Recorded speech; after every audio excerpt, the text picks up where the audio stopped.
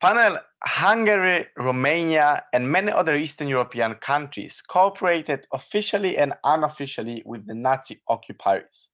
They did lose a few thousand of people, less, but what they got as a result was years of communism forced on them precisely because they were not seen as victims, and people connecting places like Auschwitz-Birkenau with the countries where they reside rather than with the people that actually committed these persecutions. We stand against the leaders of occupied nations assisting the occupying powers because the stability that they can guarantee is not worth it. And even in the best case scenario for the opposition, when they can say that we save more people, we say, fuck death. Death is not the worst thing in life. There are more important things that can happen to you. There are more harmful things that can happen to you. And what they have to prove is that actually life is the most important value in the context of war. Two arguments in my speech. First of all, why leaders assisting occupation make resistance much harder and in many cases actually break resistance. Second of all, why leaders of your country assisting the occupying powers are almost always contributing to this perception that you as the population are not a victim anymore. Before I go into these arguments, one point of clarification. So we want to say that in most cases, the perception there is a very little of recognition between there is very little of differentiation between a population of a given country as well as a leader of that country. So in terms of the stance that we have, we say that we are ambivalent as to whether assisting occupying powers as a person is principally legitimate or not. We don't care about this. We say that it is precisely the leaders of an occupied nation that should not do so, not necessarily because the act in and of itself is immoral, but rather because of how the consequences of that spill over to the people for which you are responsible and to the people that might not necessarily want to have the same as you do. First argument, leaders assisting occupation makes resistance much harder. Four separate mechanisms for that. First of all, one of the key advantages for resistance is knowledge of the ground. This is one of the key advantages that you might have when it comes to guerrilla warfare, when it comes to actually resisting against the occupied power. At the point at which you have people at the highest echelons of the government cooperating with occupiers, you have that advantage taken away because they're obviously giving maps, they're obviously giving plans, they're obviously giving demographic information. Note, panel, that a historical example for that is that when during the Second World War, ethnic cleansings were happening in many places of various countries in Eastern Europe, that was precisely because the local governments, sometimes even Judenrats, were giving out information that seemed to be not that much important, but in fact directly contributed to ethnic cleansing of massive scale. So resistance is much harder at the point at which you do not have that local comparative advantage of knowing the ground. Second mechanism, the ability to mobilize people is lessened because people have to choose between the government and alternative force of power. Given the fact that in many cases, when you enter into the war, the first few months before you are occupied, but rather when you resist, are the months when you are actually mobilized around the leader, because obviously everyone is right now, okay, we should be together, we should stick together, we should fight against, like our invader. This is the moment when the government and when the leader of that government is especially full of power, which means that at the point at which you need to mobilize people, and that mobilization includes questioning the power of that person that just a few months ago was your leader, was your hero, probably it becomes much harder to actually mobilize huge numbers of people, which is crucial because at the point at which you do not have enough manpower, it's actually very hard to actually resist against occupier because obviously they have resources, obviously they have finances, obviously they have weaponry. What you have is manpower. Third of all, you do not have funds, you do not have institutions, you have asymmetry of information. Note, panel, what is the comparative that they have to speak against. In most cases where the governments were not assisting occupiers, they were assisting resistance. This is what happened with governments that were actually working on refuge in London or in Paris or in many other countries during the Second World War. So this is basically the comparative that they have to defend. In our work, they actually support resistance, giving whatever they have, giving whatever is left out of this state. Last but not least, you as a resistance movement have less of a legitimacy and bargaining power with the occupiers. That means that each and every uprising is actually doomed to fail. Because at the point at which you have a successful uprising in one of the regions, what the occupier do? The occupier does not go to you and talk to you and negotiate to you, but rather the occupier goes to the leader of your country and says, this is your problem, deal with that, delegate that power. The reasoning for that is that you are never going to represent the whole population. Specifically, even if you actually have a huge mandate of the society, as it happened with Charles de Gaulle in France, the occupiers might not know about this, and second of all, they don't want to hedge their bets on something that is very risky. So at all stages, they're not going to negotiate with you because they obviously don't want to legitimize something that is directly going against your interest. Why is it important? Two elements here. So first of all, in the best case scenario, you succeed, resistance is fine, resistance is good because you can not prolong occupation. Neither of the sides can decide whether this is actually going to happen, but we know that there is a bigger likelihood on our side of the house that resistance working successfully is actually going to contribute to occupation being shorter. In worst case scenario, and this is very, very important, you have You're right, last chance. You have, okay, CEO. So this isn't World War II. Most occupation nowadays is long after the world is done. What do the leaders of Crimea, how do they have any power over what Putin does? First of all, I don't think that Crimea is occupied.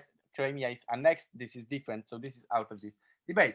When it comes to the worst case scenario, death is not the worst thing that can happen to you. What is much more worse is losing agency over what happens to you in the next day. In many cases, people believe that there are more important things than life. Your identity, what you feel, what you are, how you are responsible to other people. Knowing that your life until the death is going to look like, coming to your home and looking in the eyes of your children and your family and not being able to provide for them is for many people worse. We don't have to argue that it's always worse. We just say that there are many people that believe so, which means that the conflict of interest between the state and the people is very important because the states want to protect their assets in the form of people at all costs. But these people might not want to be protected. If their life is going to be sacrificed, that might actually be more meaningful for them, which means that this goes against the obligation of the state. This goes against the obligation of the leaders, because whenever there is a conflict of interest, we guarantee people autonomy to self-fulfill, to be happy about their lives. Incredibly proud to propose.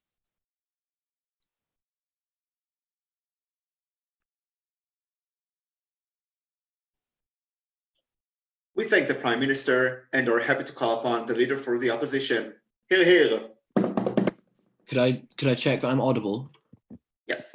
Okay. And yes. Speech starting in 3, 2, 1. Opening government's burden in this debate was to analyse the intrinsic qualities about cooperating with occupiers that means we should never do it. That is to say, it probably is not our burden in the debate to defend people who collaborated with Nazi occupiers, but rather it is our burden to say that on net, it is probably a good thing a lot of the time for people to prioritise the stability within their state for the following 2 metrics. 1. A government's duty is specifically to the immediate material conditions of its citizens. If we prove short-term stability is necessary to that, that's logically prior to anything else in the debate. But secondarily, we're going to prove to you that in order to eventually access freedom and the identity stuff that opening government talk about, the stability now is necessarily a prerequisite for attempting to get this freedom in the future. This is our case. Before that, some extraneous responses to opening government. First, under material regarding resistance being harder.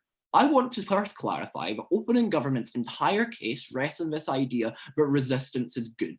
They say in their best case scenario, yeah, we get the resistance and we get the takeover. They don't mechanize as to how this resistance is going to be likely beyond like broad mechanizations of what resistors might be able to do. And secondarily, they don't tell us the actual after effect of the resistance, whereby it is unclear why the resistance that occurs through a struggle in this manner does not simply just result in a power vacuum where people are still unable to access these institutions that protect them and this identity that opening governments stand over. But I'm going to give more responses to this. Why first tell us that people have knowledge on the ground and that's your only way to like mitigate the asymmetry. You can't give that away. It's unclear why this specifically has to come from the leader. That is to say, there are other people within the state that have the capacity to collaborate with occupiers due to selfish incentives. I don't think this is an intrinsic quality of the leader the opening government have proven, and I don't think this mechanism stands. Secondly, on mobilization around the leader, two responses to this. One, in their best case, I am unclear why this is sufficient to mitigate all of the other asymmetries the opening government talk about. They tell us that manpower is something that is able to fight against capital asymmetry. They never explain to us why it's unable to fight against capital symmetry. I'm going to posit to you that capital is necessarily your prerequisite for acquiring further human capital, insofar as you can do things like bring in mercenaries to beat the people that are mobilizing around the rebels. And so far as capital is the prerequisite, I am unclear why this is efficient. But even if they do end up mobilizing around the leader, I think this is a good thing on our side. And so far as they have this hero narrative and the leader is able to tell people this is how we access stability, we think this is very useful in our case, and so far as this is the mechanism as to why people buy in to this collaboration. Why then do we need to prioritize stability now, clashing directly with opening government?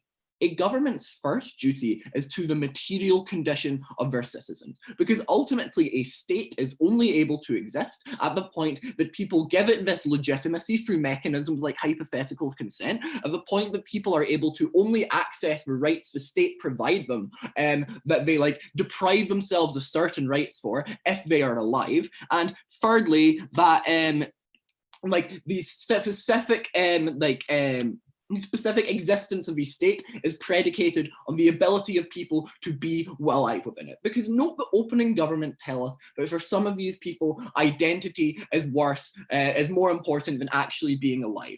Four responses to this. One, later substantive is going to prove that we have the capacity to access this later. Secondarily, this is non-exclusive. I am unclear why you are unable to access things like your identity while you are being occupied, insofar as you are still able to do things like rituals and engage in your culture within the home.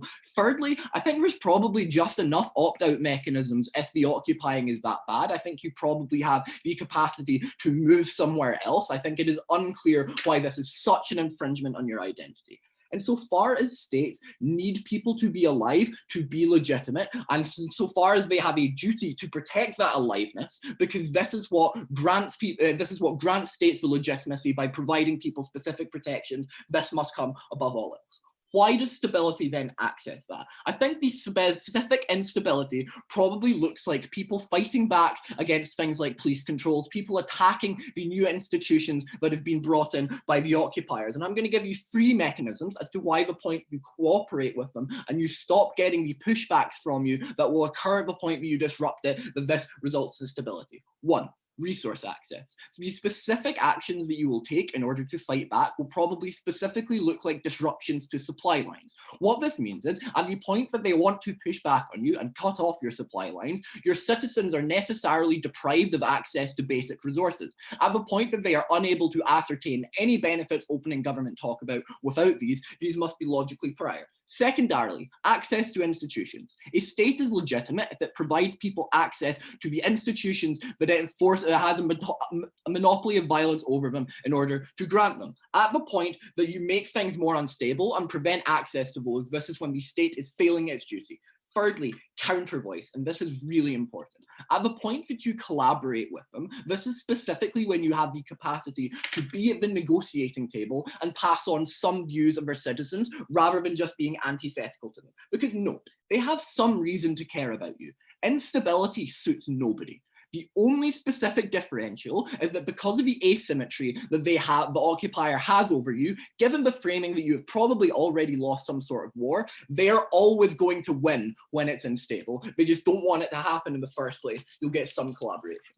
But why then is this a prerequisite for getting freedom later, if this is something the opening government want to hedge their bets on? I think these places are probably occupied as a consequence of things like conflict or resource extraction. What is required for freedom is a state institutions that people buy into. And so far as I've proven that this doesn't happen if it's unstable, this specifically means that you don't get that buy-in. Secondarily, you need the absence of a power vacuum at the point that you need representatives and you need institutions that will replace those that you are replacing. Thirdly, you need the material conditions of your citizens in order for the state to exist. This means critical mass for resistance has never occurred on their side, and even if it is, it's bad.